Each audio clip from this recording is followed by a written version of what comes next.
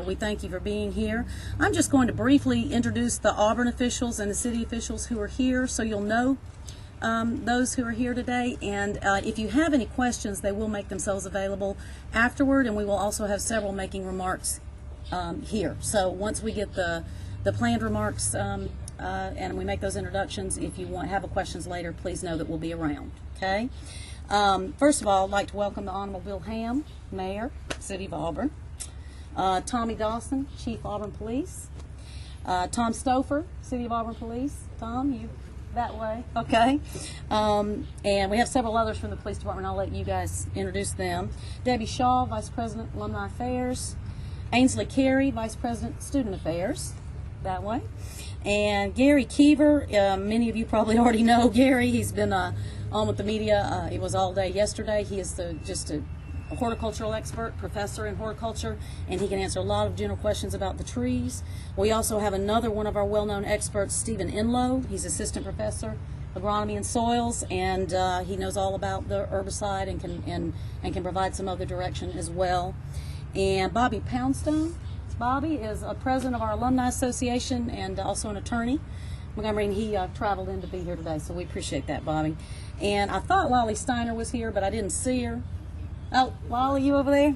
Thank you for being here. And also Virginia Thompson, one of our trustees, is here today. So we're very glad to have you. Mike Clarity, where are you, Mike? Mike's university spokesman, and will also be available afterwards. Let's start off. Debbie, will you come up and say a few words for us? Good morning in War Eagle. Over 200,000 individuals have graduated from Auburn University, and many more are also considered members of the Auburn family.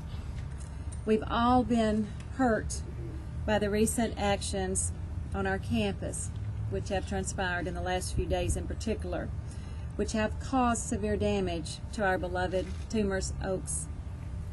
Hundreds of alums have called in, emailed, sent text, expressing their shock and their sadness. Thank you to the Auburn family for the outpouring of love that you are showing now during this time of hurt. You truly care about our alma mater. I want to thank Bobby Poundstone for being here, president of the Auburn Alumni Association, an organization 47,000 members strong, for showing his support.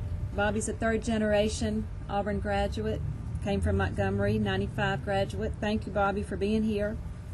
These trees will likely die, but the Auburn spirit will continue to live on in the hearts of Auburn men and women. The celebrations at Toomer's will continue. Thank you, and War Eagle. Chief Dawson, you have an announcement to make? Good morning. First of all, I'd like to thank Auburn University for the support they've given the Auburn Police Division during this time of this investigation. I also would like to name some agencies that assisted us in this investigation, were detrimental in making this case culminate in an arrest this morning. First of all, the Federal Bureau of Investigations, Opelika Office assisted us, the United States Marshal Service Middle District, the State of Alabama Department of Agricultural Industries played an integral part in this case, and also the Tallapoosa County Sheriff's Office worked hand in hand with us last night on this case prior to making the arrest. And we're also assisted by the Lee County District Attorney's Office. Sometime back last month in January, we received information that the two oak trees at Toomer's Corner, the one on Magnolia and the one on College Street, had possibly been poisoned with the herbicide. At that time, we began the investigation, and lab results indicated that in fact they had been poisoned, and gave us some other information that I'm not going to really get into right now about the trees being poisoned. And we began the investigation, began trying to track down the person or persons responsible for this. This morning at approximately 1:26 a.m. we took Harvey Updike Jr. into custody for poisoning the trees. We charged him with criminal mischief in the first degree and placed him under a $50,000 bond to Lee County Detention Facilities, where he is currently still incarcerated. Any questions from anybody this morning? When will he have his first appearance? Sometime this morning. I don't know the time. I hadn't got the time from the court yet, but it will be sometime this morning. Does he have a criminal record? I don't want to speak to that at this point. What was his reaction when he was taken into custody? I really don't want to get into that because I don't want to do anything that's going to jeopardize the investigation, and I don't want to fuel the fires even further. I want to caution all our Auburn fans to act with the class that we always act with. This is not, this is the exception rather than the rule. This is a person who obviously has problems to do something like this. So we want to use caution and let the justice system take its course. Where was he arrested? I'm sorry, ma'am. Repeat that. Don't want to comment on that either, and I'm not trying to be difficult with you, but we really have to hold it close to the best when we release a case like this because we want to be, first of all, sure that we get a conviction in this case. Excuse me? Like I said, we began an extensive investigation, Sarah, back in last month, and there are several things that I'm not going to mention today that lead us to believe he is the person responsible, and that's why he was arrested this morning at 1:26 a.m. Where was he arrested? Was it in Dadeville or was it here? He was actually taken into custody here in Auburn.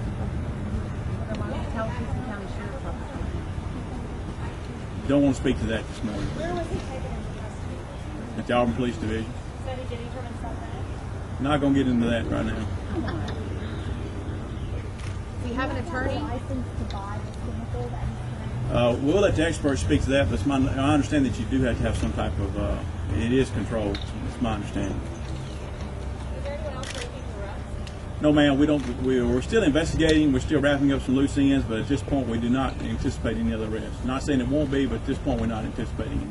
Are there any other possible charges that are pending? Yes, ma'am, there are possible other charges. Why? Don't want to comment right now. You can't confirm what he wants to back the radio. I do not want to confirm that this morning. Do you believe he acted alone? I do believe he acted alone. Yes, ma'am. Does he have an attorney? I'm sorry? Does he have an attorney? Does he have representation? He will at some point. At this point, I don't believe he But he does. doesn't know. All right, well, thank you. Thank you, Chief Dawson.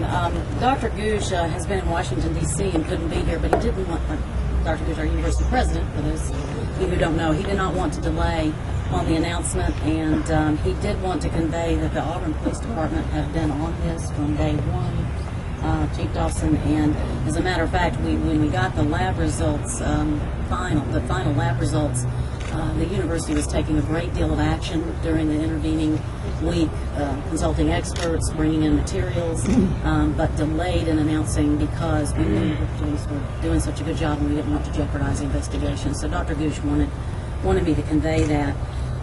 Does anyone here, do you have any questions for any of our experts? I can invite them to the podium before we stay afterwards. Yes. I do apologize. First, I want to have the mayor say, I know that the mayor had a few things to say, so sorry about that, Mayor.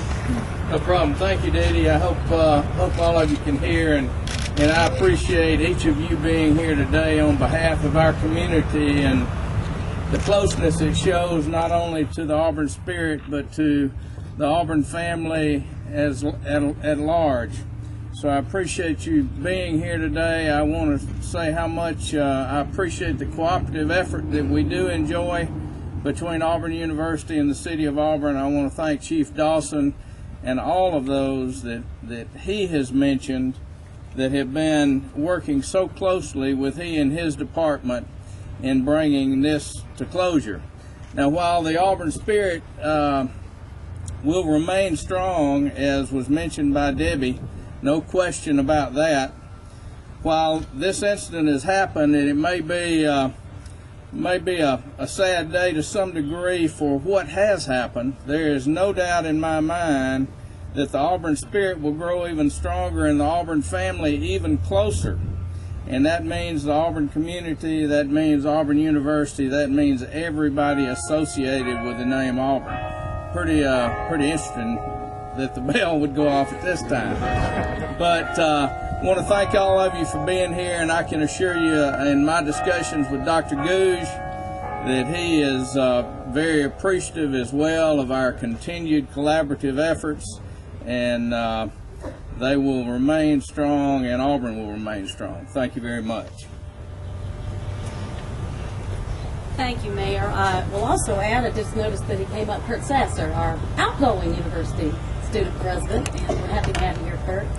And now, we'll take any other questions. Do you have anybody they'd like to address some questions to? Maybe one of the experts. Sure. Let me invite Dr. Keever up.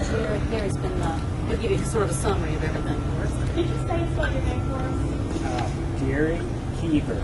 Can you speak up? Sorry, Garykeever. And your title? Professor of Horticulture. And could you talk to us about exactly the extent of the poison? Well, Stephen's probably a better one to address this. He's a herbicide expert, but Stephen, why don't you come up? We'll both talk about this because Stephen is, as I mentioned, an entry specialist in agronomy and soils, and he has much more experience with the herbicide.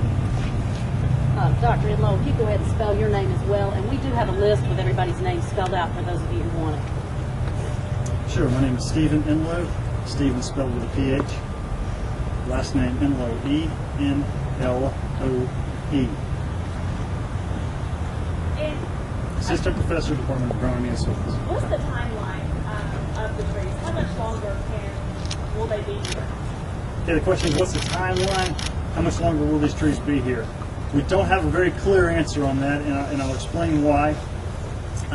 If the herbicide was indeed put down sometime in the late fall, there's been a number of circumstances that have happened that are going to affect that. Number one, with all the toilet papering of the trees and the subsequent rolling, this herbicide is water soluble and has moved into the soil profile beneath the trees.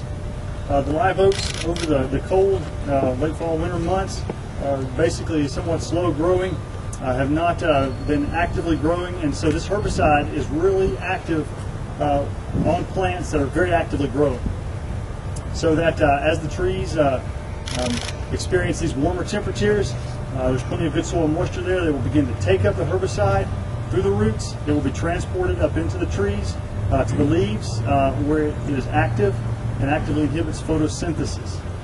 Basically, the leaves will then begin to yellow, brown, fall off the tree. Now, that doesn't mean they're dead. Oftentimes, many tree species are very robust and will actually leaf out again following an initial uptake of spike ADDF herbicide. Following that leaf out, since spike is residual and persistent within the soil, the plant roots, the tree roots will again take up more spike. It will be transported to the new leaves, and you're likely to see that death cycle all over again.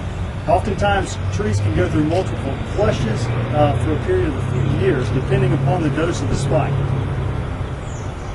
From my understanding, I think there's about a 1 to 2% chance that the trees could survive. Are you now ruling that out? Are we sure that they are in fact going to die? I know that's a loaded question. It's an emotional question.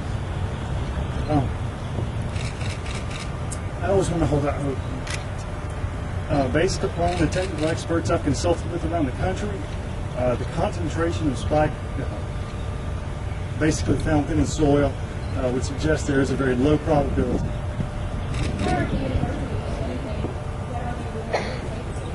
Okay, what is the university doing? Basically, in situations like this, there's a handful of things that can be done. The first thing we've done is take additional soil samples to find out the extent of the spike within the soil. Has it moved out into the landscaping? Has it moved out around the trees where it may be damaging to other vegetation? So we've taken those soil samples to see that. We'll get those back pretty soon. Within 7 to 10 Within days. 7 to 10 days. In addition to that, we have acquired activated liquid charcoal, which is used essentially as a sorbent, which will basically bind to the herbicide and will inactivate it. That has been applied to the flower beds around the base of the trees and saturated or soaked in to the soil, definitely beyond below the depth of the herbicide, the soil sampling that we did. So that is currently out there, and we will be looking to do some reapplications, adding more liquid activated charcoal.